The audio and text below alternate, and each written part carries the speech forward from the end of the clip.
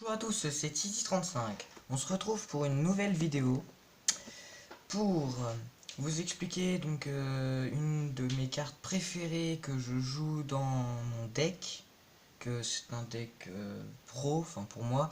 Après, je peux quand même me faire un peu comment? Je gagne souvent, mais je peux me faire exploser aussi. Ça dépend.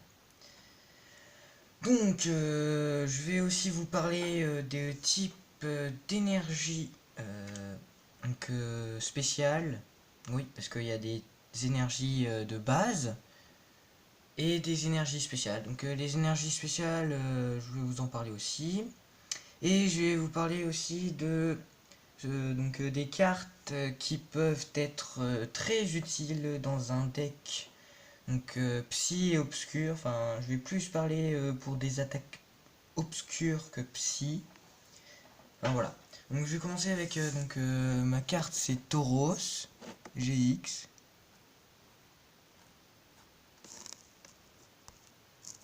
Voilà, j'essaye de que ce soit net. Donc franchement, Tauros, on se dit c'est un Pokémon basique, oui. Mais en GX, franchement, bon, il y a des bons et des mauvais, hein, bien sûr. Alors, ce qui est bien, c'est qu'il faut que 2 énergies pour faire chaque attaque, même l'attaque GX. Ce qui est mauvais, enfin, entre parenthèses, c'est ses PV, parce qu'il en a 180. Donc, sachant que certains Pokémon GX en ont plus de 200, alors que au niveau 180, 150, 170 et tout, enfin en dessous de 200 PV, et c'est plus les Pokémon X. Donc ça c'est un peu moins bien. Ce qui a de moins bien aussi, c'est franchement ce que j'arrive pas à comprendre. Hein. Ceux qui ont créé cette carte, ils sont... bon, faut dire aussi c'est un Pokémon GX, mais sa retraite, enfin son coup de retraite qui est juste là, est de 3 cartes énergie. Qu'en gros, pour le mettre sur son... Enfin, pour le faire en retraite, faut défausser 3 énergies de ce Pokémon. Alors ce que je comprends pas, c'est que il lui en faut 2 pour faire chaque attaque. Donc en gros, t'es obligé de bousiller une énergie pour rien. Ça c'est un peu de la merde. Après, par contre, franchement, niveau dégâts, ce qui est bien avec Tauros, c'est que c'est un Pokémon cheat. Parce que plus on lui fait de dégâts, plus il va vous en faire. Surtout avec son attaque GX, franchement, elle est plus cheat que ses attaques normales. Donc, pour 2 énergies, le mieux quand il se prend pas de dégâts, c'est coup de corne parce que ça inflige 60 dégâts. Après, quand il commence à avoir très mal au niveau des dégâts, c'est frénésie. Parce que ça va infliger au Pokémon actif de votre adversaire 20 dégâts plus 10 dégâts par marqueur de dégâts placé sur ce Pokémon. C'est-à-dire que c'est des marqueurs de 10. Donc, c'est un peu comme si on faisait, par exemple là, s'il se prend 170 PV, enfin, il se prend 170 dégâts, pardon, sur 180 PV, il lui reste 10 PV. Donc il faut faire 10 fois 17, ce qui fait 170. Donc ça fait 170 plus 20, 190, c'est-à-dire qu'il inflige 190 au Pokémon actif. C'est un peu sur cheat. Enfin, et encore, c'est que son attaque basique. Après, son attaque GX, qui est encore plus cheat, c'est Taureau enragé GX. C'est 30 fois. Cette attaque inflige 30 dégâts pour chaque marqueur de dégâts placé sur ce Pokémon. Donc c'est un peu comme Frénésie, sauf que c'est pas 10 là, hein. C'est 30 cette fois. Donc ça fait 17 fois 30. Enfin, déjà on fait 17 fois 3. Ce qui nous fait du 51. Ce qui fait qu'on rajoute un 0, ça fait 510 dégâts. Franchement, là on peut rien faire. Hein. Le pire, c'est que si on joue bien, donc moi j'ai des cartes dans mon deck, c'est donc j'ai Alter de culturisme qui rajoute 40 PV à un Pokémon de base, sachant que Tauros c'est un Pokémon de base, ce qui lui fera donc 220 PV, donc il peut se prendre relativement plus de dégâts. Après, j'ai une arène qui rajoute 20 PV à chaque Pokémon de type normal. Je sais pas si vous voyez bien, hein, après, voilà. Donc là, hop. Et, j'ai aussi Evolurock qui fait que si Tauros se prend des dégâts, ça enlève 20 dégâts des attaques. Donc ça lui fait une résistance à -20. Donc généralement si on combine les deux là, par exemple alter de culturisme, pardon, et l'arène de Pavonnet, cela nous fait 60 PV en plus à Tauros. Donc franchement ça va, hein, parce que après ça passe à la barre au-dessus des 200. Donc ça lui fera 240 PV. Donc il peut se prendre toujours plus de dégâts. Alors par contre, je vous rassure, faut quand même essayer de le soigner, hein. Parce qu'une arène, ça peut être remplacé à chaque tour. Donc genre si vous attendez qu'il se prenne 250 dégâts, mais que vous n'avez pas pris en compte le fait qu'elle peut se faire remplacer, bon généralement moi ça m'arrive pas parce que j'ai souvent de la chance, et bah si vous prenez pas en compte qu'elle soit remplacée, ça lui enlève des PV, donc là il est tout de suite mort. Enfin KO on peut dire. Parce que mort, il meurt pas vraiment, hein. Ils peuvent toujours revenir avec des civières, enfin même si je trouve que ça n'a pas d'intérêt parce que il peut quand même gagner, hein. Parce qu'il gagne 2 cartes récompenses déjà. Donc si à chaque fois on s'amuse à le refaire revenir, enfin le faire revenir, ça sert totalement à rien. Donc vaut mieux faire, vaut mieux mettre des cartes énergie sur les autres Pokémon. Donc voilà, après on peut combiner, donc généralement on peut pas combiner les deux objets, hein, parce que on peut pas mettre deux objets à un Pokémon. Sauf si c'est un Pokémon spécial. Genre j'ai un Pokémon qui est en Art, donc c'est Léviator Art. Donc la particularité des Pokémon Art de type eau, c'est qu'ils peuvent recevoir deux objets. Et après, il y a des talents aussi qui font que le Pokémon peut avoir deux objets. Bon, après, ce serait mieux si c'est sur tous les Pokémon. Mais voilà. Après, vous allez dire bien sûr comment t'as eu ça, hein. Voilà, j'ai eu un relais optimiste full art or. Ouais, hein. Voilà, je l'ai eu vendredi dernier. Donc là, je suis parti donc sur les cartes que je joue, enfin qu'il faut jouer. Donc là, franchement, je la joue pour me la péter, hein, seulement. Donc, vous n'êtes pas obligé de faire ça parce que ça vous enlève une carte quand même. Même si, elle fait, ses effets sont relativement bien. Alors je sais pas si vous voyez parce que c'est une full art donc c'est assez chaud, mais je vais vous la lire. Si le Pokémon auquel cette carte est attachée est votre Pokémon actif et qu'il est mis KO par les dégâts d'une attaque de votre adversaire, donc genre une attaque quoi, c'est pareil, déplacez jusqu'à 3 cartes énergie de base de ce Pokémon à l'un de vos Pokémon de banc. Donc c'est genre un multi-exp puissant, on va dire, parce qu'un multi-exp ça déplace une énergie sur le Pokémon qui a le multi-exp. Sauf que celle-là elle est défaussée. Et celle-là elle doit se mettre sur le Pokémon actif. Et en plus, tu choisis le Pokémon de ton banc que tu veux. Et du coup, au Pokémon de banc, tu peux lui mettre n'importe quel objet. Alors que le multi-exp, ça pue la merde à côté de ça, franchement. Parce que tu lui attaches une énergie. Et ça doit être le Pokémon de banc qui doit avoir le multi-exp. Donc il le porte jusqu'à ce qu'il soit mort, le multi-exp. Donc ça te bouffe quand même une carte objet. Ce qui est quand même pas négligeable dans un combat. Surtout quand on est en train de perdre, hein, franchement. Donc après, celle-là, c'est une carte à jouer dans un deck obscur. C'est Griffe obscur. Voilà. Donc si cette carte est attachée à un Pokémon obscur, chacune de ses attaques inflige 20 dégâts supplémentaires au Pokémon actif. Avant application de la faiblesse et de la résistance, bien sûr. Parce que s'il a une résistance 20, bah ça fait le même dégât que l'attaque, franchement. Parce que t'infliges 20, il a 20 de résistance, et bah ça veut dire que t'infliges 0 avec cette carte. Voilà, hein. C'est du calcul, après vous faites comme vous voulez. De la faiblesse, bah généralement en fait, tu peux pas doubler ces dégâts là par contre. Ça c'est bien, franchement ils ont réfléchi à la chose, parce que sinon ce serait encore pire, ça ferait 40 s'il a une faiblesse obscure. Donc voilà, en fait, ce qui fait avant application de la faiblesse ou de la résistance, c'est-à-dire que les 20 dégâts sont pas affectés par la faiblesse, mais par la résistance. Parce qu'en gros, ça ajoute les dégâts au Pokémon, de son attaque, et donc généralement il fait 120. S'il a une faiblesse, il fait 240 du coup, et s'il a une résistance, il fait 100. Généralement, parce que les résistances, bah c'est toutes les mêmes. C'est ça que je comprends pas. Pourquoi ils ont pas fait des résistances différentes?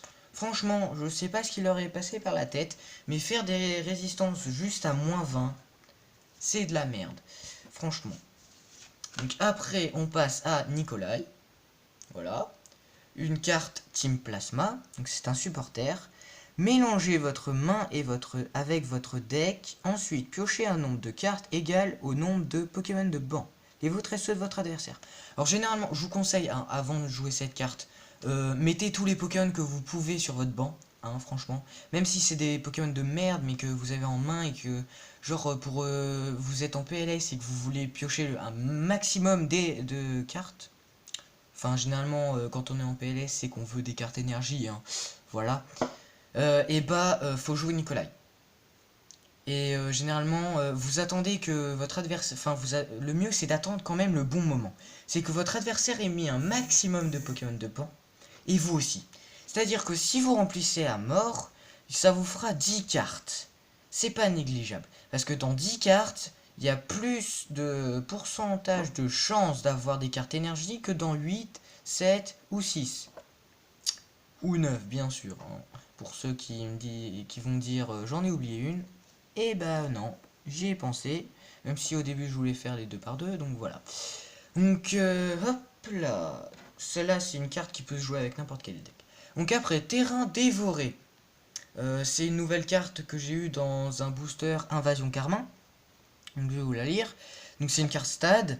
Les attaques des Pokémon obscurs et des Pokémon dragons, les vôtres et ceux de votre adversaire. Donc ça c'est assez chiant parce que quand c'est pas que les vôtres, ça fait que si vous avez le même deck avec votre adversaire, et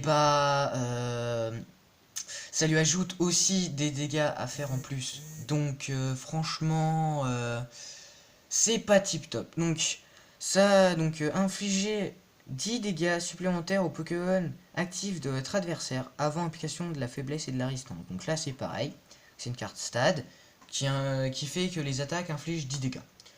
Après, donc non, je vais la garder sur le côté pour l'instant, parce que je vais essayer de... Enfin, je vais vous montrer. Après, c'est un type de chance, hein, ce que je vais vous dire. Je vais essayer de la... Je vais vous dire que le mieux, c'est de la combiner avec une énergie. Donc, bon, je vais y aller tout de suite. Au pire, j'ai des énergies obscures, rité. Hein, donc, c'est des énergies spéciales obscures. Donc, si le Pokémon auquel énergie obscurité est attaché attaque, cette attaque inflige 10 dégâts supplémentaires au Pokémon actif. Avant application de la faiblesse et de la résistance, ignorez ses effets si le Pokémon auquel énergie obscurité est attaché n'est pas obscur. Énergie obscurité fournit de l'énergie obscure, elle ne compte pas comme carte énergie de base. Oui, bah c'est normal, c'est une carte énergie spéciale, hein, donc voilà. Donc si vous voulez piocher masse énergie spéciale, vous pouvez pas, hein, à part en faisant que des Tilly ou des Professor, hein, voilà. Les Tilly, c'est vous piochez 3 cartes. Professor, vous piochez 2 cartes, mais vous faites des dégâts en plus. Donc vous faites 20. Donc là, si on combine les deux, ça fait 20 dégâts en plus. Donc ce qui n'est pas négligeable. Franchement, après, il faut un max d'énergie obscurité, bien sûr. Enfin, pas tant que ça. Parce que y a des attaques qui n'ont pas forcément besoin de dégâts en plus, parce qu'elles font relativement mal directement. Mais moi je croyais que j'en avais plus que ça, mais j'en ai que 2, malheureusement. Donc voilà. Après, plus vous en ajoutez, bien sûr, à vos Pokémon type obscur, plus vous allez faire de dégâts. C'est normal, puisque chacune carte énergie inflige 10 dégâts de plus. Donc là, déjà, ça fait 20, plus 30. Enfin, plus 10, donc ça fait 30. Voilà. Donc voilà. Après, revenons aux cartes objets, ou supporters. Donc là, j'ai 3 supporters. Donc, j'ai une dame du centre Pokémon. Franchement, GG au créateur, hein, parce que là, franchement, il n'y a pas plus de cheat pour soigner un Pokémon. Sérieusement, ça soigne 60 dégâts et ça retire un état spécial, même tous les états spéciaux de l'un de nos Pokémon. Sachant que une super potion, ça soigne que 60 dégâts, mais pas tous les états spéciaux, bien sûr. Et il faut défausser une énergie. Je suis désolé, mais il en faut plein hein, pour soigner sans perte d'énergie, hein, dame du centre Pokémon. Après, je passe du coup, je l'ai cité, donc c'est Profeforb. Voilà. Donc piochez 2 cartes pendant ce tour, les attaques de vos Pokémon infligent 20 dégâts supplémentaires aux Pokémon actifs de votre adversaire, avant application de la faiblesse et de la résistance. Donc voilà, hein, ça inflige plus de dégâts. Après, j'ai donc mon pote avec qui je joue d'habitude, qui en a 2, mais je comprends pas pourquoi il les joue quand il peut pas attaquer. Ça, franchement, il me l'a fait 2 parties d'affilée. Je lui dis, mais pourquoi tu fais ça? Je sais pas si t'as lu, mais enfin, généralement, faut toujours lire hein, avant de jouer les cartes. Hein, parce que sinon, c'est un peu con de l'avoir joué sans savoir ce qu'elle fait. Hein, surtout si on peut pas la jouer au final, puisque on l'a quand même joué. Enfin, je me comprends, mais ce que je veux dire, c'est que quand on la joue, on la défausse. Donc, faut faire ce qui est indiqué sur la carte. Mais quand on la défausse, alors qu'on peut pas faire ce qui est marqué sur la carte, et ben c'est comme si elle était quand même défaussée. Du coup, tu peux pas la réutiliser. Et ça, c'est con quand même. Donc, alors, je vais terminer sur les cartes, donc supporter, sur une carte supporter. La recherche de rose, c'est une vieille carte, franchement. Mais franchement, je vais vous lire et enfin vous pouvez lire généralement, enfin si vous arrivez à lire, enfin vous arrivez à voir, voilà.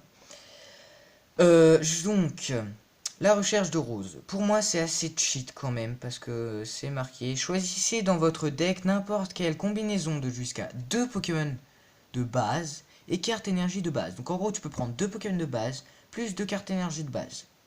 Ce qui te fait 4 cartes en tout, hein, juste pour une carte dresseur. Et genre, t'as 2 Pokémon, 2 énergies. Relativement parlant, enfin, je me comprends. Hein. Je sais, c'est pas français. Hein. Voilà. Je m'en fiche de ce que vous pensez. Donc, franchement, entre la recherche de rose et je crois que c'est lettres. Ouais, il y a juste lettres. C'est chercher 2 cartes énergie de base dans votre deck. Bah, là, tu cherches 2 Pokémon de base en plus. Donc c'est un peu comme si c'était une lettre, donc une lettre du professeur, et combinée au fan club Pokémon. C'est en gros, le fan club Pokémon, c'est chercher jusqu'à 2 Pokémon de base dans votre deck, et donc la lettre du professeur, c'est chercher 2 énergies de base dans votre deck. Donc là, en fait, sur une carte, enfin, dans l'explication de la carte, tu peux faire les deux en même temps. Ce qui fait que ça fait toute la rareté de la carte. Donc, après, je vais passer aux énergies. Donc, ces deux-là, je vous les ai déjà montrés. Donc, par contre, je vais pas vous montrer toutes les énergies. Donc, voilà, je vais juste vous montrer toutes les spéciales. Parce qu'elles sont enfin, il y en a différentes. Après, j'en ai 3, c'est les mêmes. Hein. C'est juste le style qui change. Et le nom, parce que j'en ai une en espagnol. Oui, je voyage. Donc, je vais commencer par les doubles énergies. Donc, double énergie incolore, dans ce style-là, en française. Double énergie incolore, reverse. Je sais pas si vous voyez l'étoile là au soleil. Hop, voilà. En reverse espagnol. Donc, je sais pas si vous avez vu. C'est pas du tout le même style. Hop, ils sont pas dans le même sens les deux boules. Par contre, ces deux-là, ouais, elles sont dans le même sens. Mais celle-là, elle est super vieille. Par contre, elle est en brillante, du coup. En fait, pour vous indiquer, les brillantes, c'est un peu comme les reverse maintenant. Enfin, maintenant. Jusqu'à ce qu'il y ait eu la sortie des reverse. Bah, il y avait que des brillantes. Du coup, ça fait qu'elle est relativement vieille, quand même. Enfin, même si elle a pas l'air. Hein. On peut pas voir l'arrière. C'est un protège-carte. Donc voilà, là j'ai 3 doubles énergies. Donc généralement, le mieux c'est quand on a de la chance comme moi et qu'on a tout de suite une énergie double, enfin une double énergie incolore. et qu'on a Tauros, et bah on fait masse dégâts dès le début. Parce que Tauros il lui faut deux énergies, une double énergie, une seule carte énergie permet de faire toutes ces attaques. Ce qui fait le sur-cheat de ce Pokémon.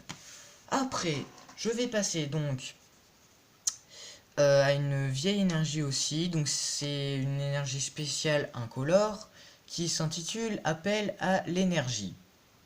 Donc, donc la particularité de cette carte spéciale, c'est appel à l'énergie fournit de l'énergie normale, ce qui est normal, une seule fois lors de votre tour, si le Pokémon auquel appel à l'énergie est attaché est votre Pokémon actif, vous pouvez choisir dans votre deck jusqu'à 2 Pokémon de base et les placer sur votre banc. Mélangez alors votre deck, votre tour est terminé. Donc, il y a du bon et du mauvais, hein. Je l'utilise que en carte spéciale, franchement, je trouve que c'est de la merde, hein, franchement. Parce que tu peux pas attaquer. Mais, ce qui est bien, hein, parce que tout n'est pas de la merde dans cette carte.